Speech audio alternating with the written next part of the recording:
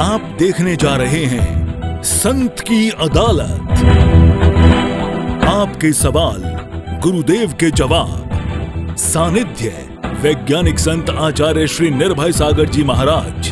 जय जयंत बंधुओं, मैं कवि डॉक्टर राहुल जैन फिर से आपका स्वागत करता हूं संत की अदालत में। और आज हम पुनः पहुंच गए हैं वैज्ञानिक संत आचार्य गुरुवर निर्भय सागर जी महाराज की अदालत में। नमोस्तु गुरुदेव।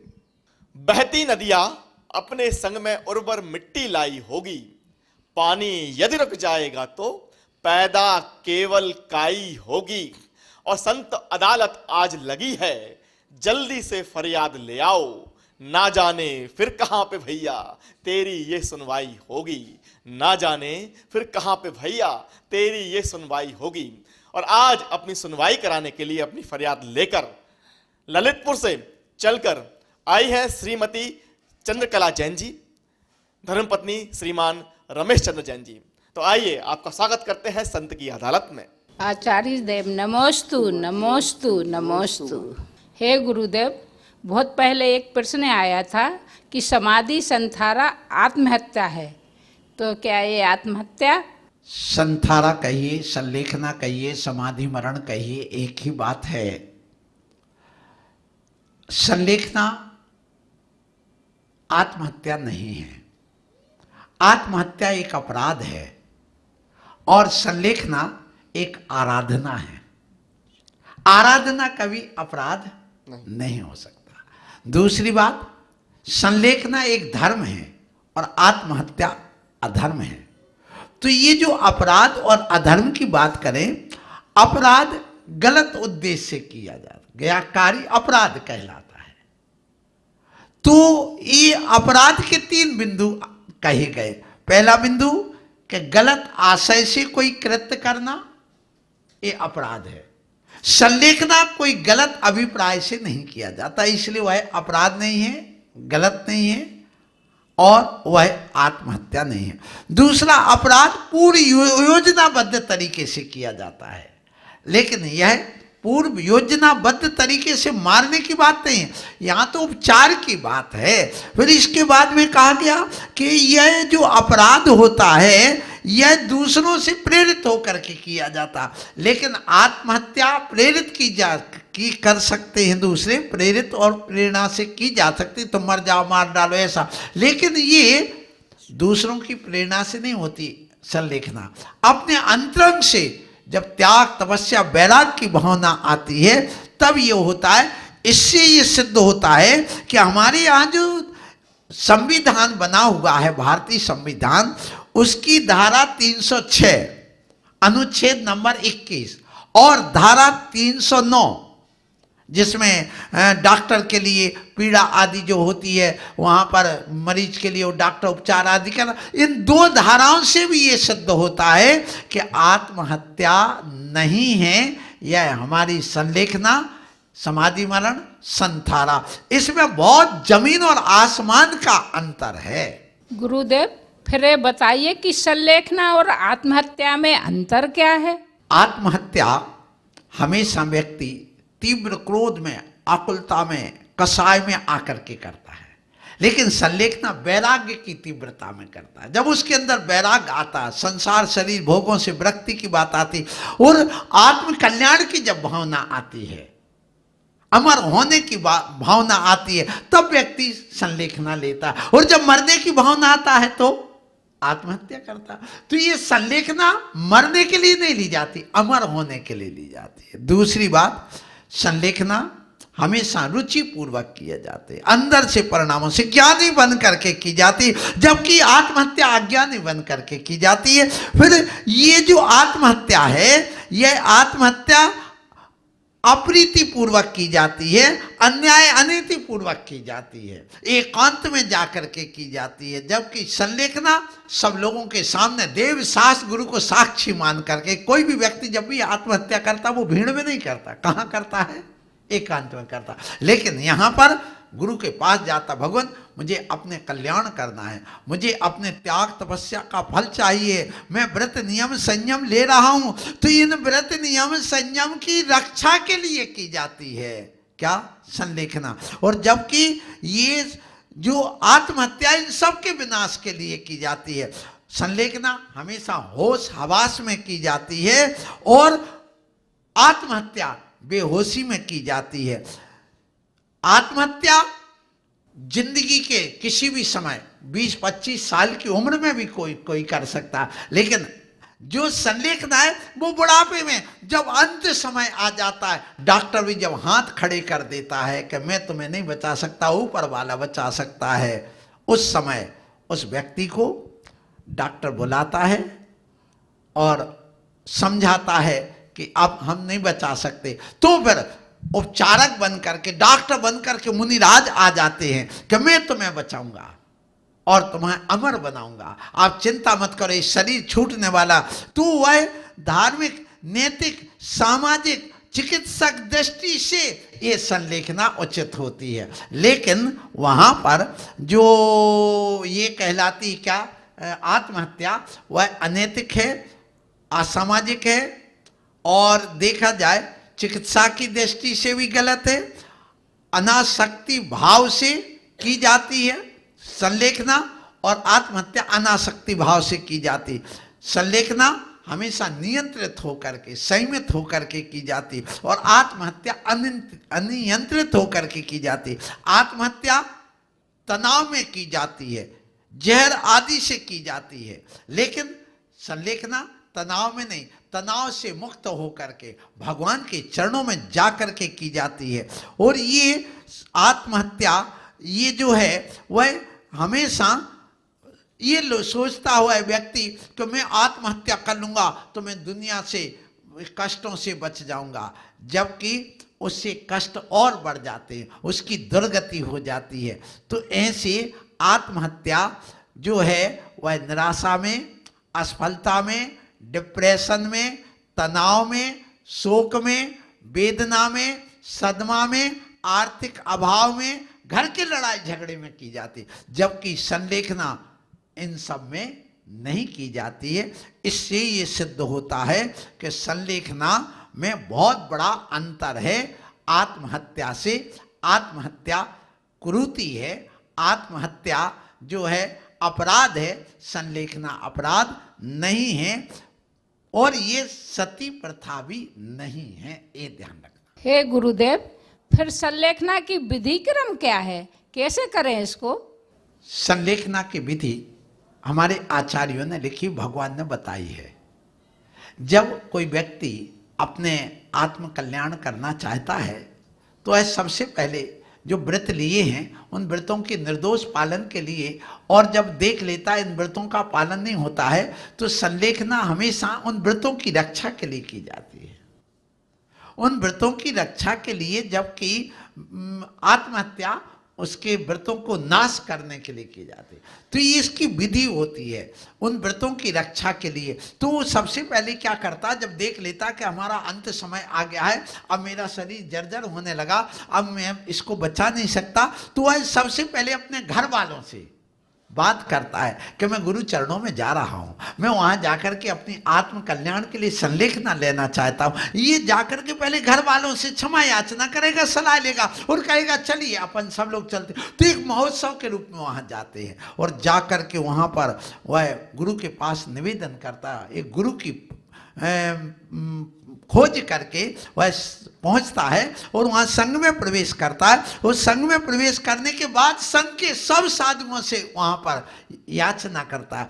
आचार्य भी जो निर्यापकाचार्य होते हैं, संलेखना कराने वाले, वे सब संघ से पूछते कि ये आया है, इसकी संलेखना कराई जाए, सब स्वीकृति देते, तब संलेखना की जाती है और उसकी स्थिति देख लेते, अभी इसकी उम्र क्या है, इसको रोग क्या है, इसको बचाया जा सकता है, इसकी औषधि से बचाया जा सकता है। जब सब लोग, डॉक्टर लोग सब मना कर देते, तब जाकर के क्रमिक उसको करते और प्रायश्चित और प्रतिक्रमण दे करके फिर उनके लिए उचित आहार दिया जाता है। एक लोगों की धारणा बनी हुई है कि भूखा मारा जाता, भूखा नहीं मारा जाता। ध्यान रखना, संलेखना में संतुलित व्यवस्थित आहार दिया जाता है, जितनी क्षमता होती उसको पचाने की उतना दिया जाता है, क्योंकि बुढ़ापे में पाचन शक्ति कम हो जाती है। फिर उसके बाद क्रमिक, जिससे उसको रोग शमन हो जाए, जिससे उसका मन शांत हो जाए, उसके शरीर में जो विकार है वह दूर हो जाए और उसको ज्ञान ध्यान तप में कोई बाधा ना हो।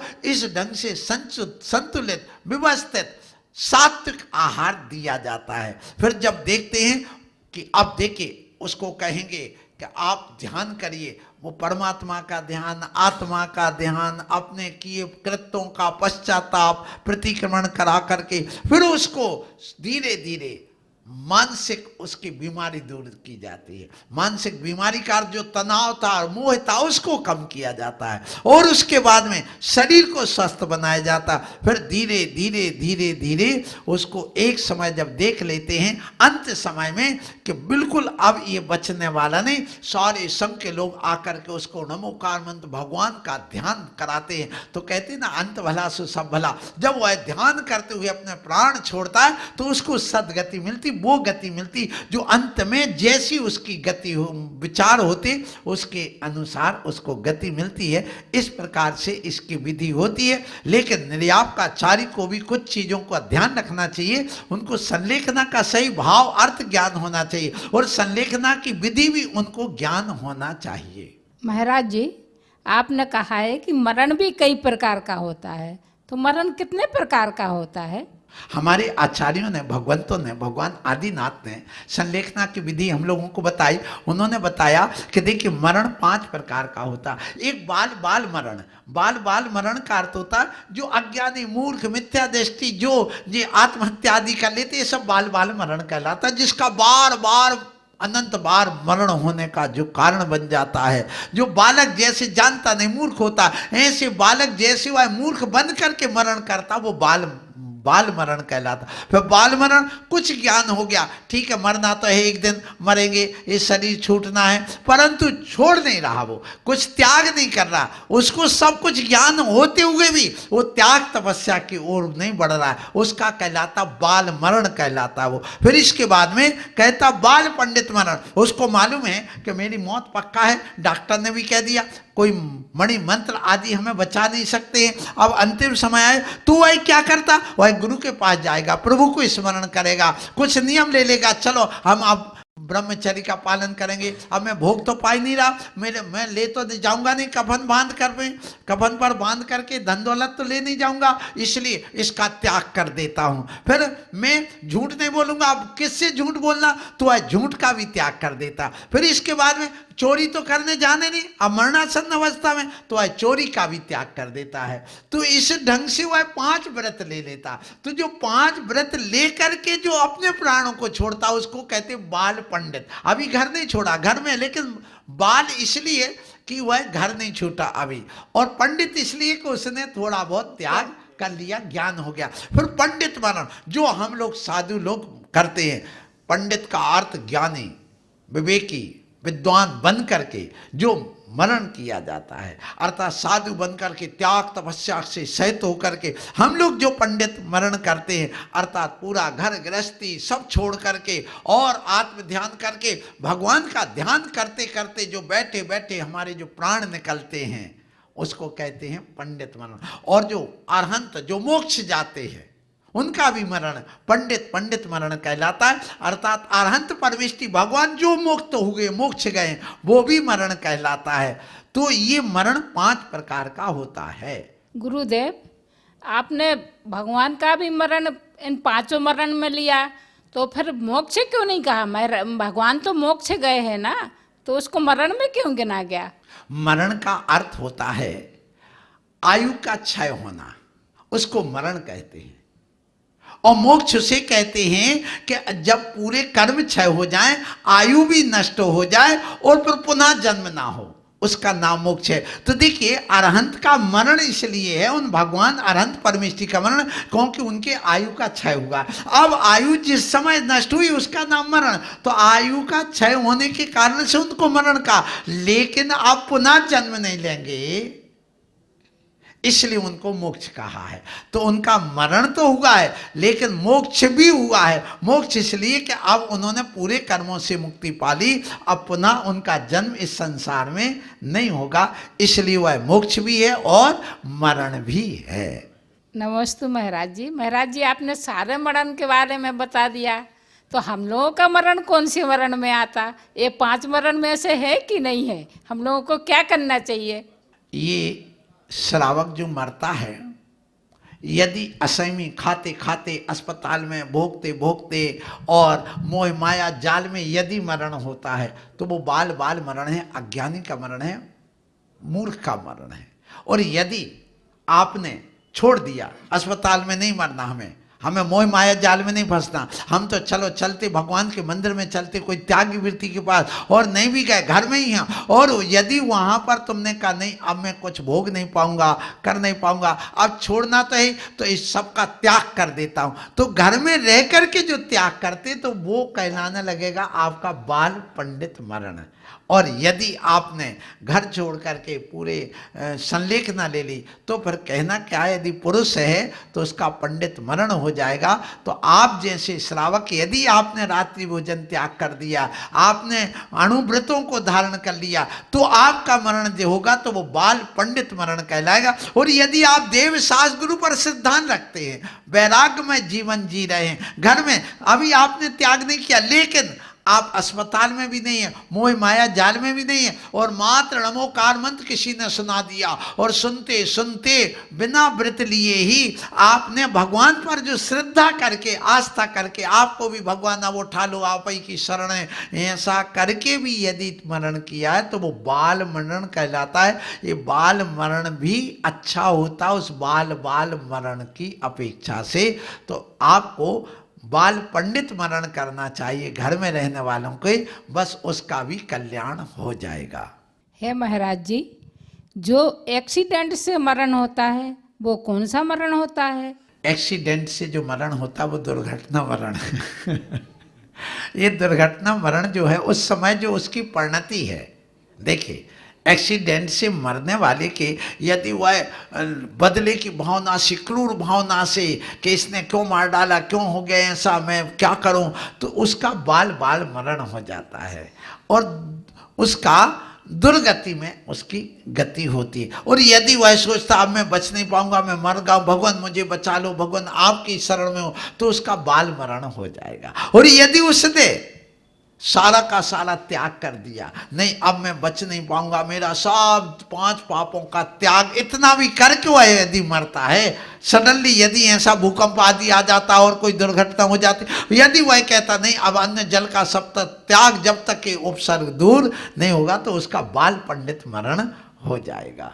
महाराज जी, फिर आत्महत्या वालों का मरण कौन सा मरण होता है? आत्महत्या वालों का मरण बाल मरण अज्ञानी मूर्ख मिथ्या दृष्टि का मरण कहलाता है। आज की संत की अदालत में एक फैसला हुआ कि संलेखना संथारा कोई आत्महत्या नहीं है, इन दोनों में जमीन आसमान का अंतर है।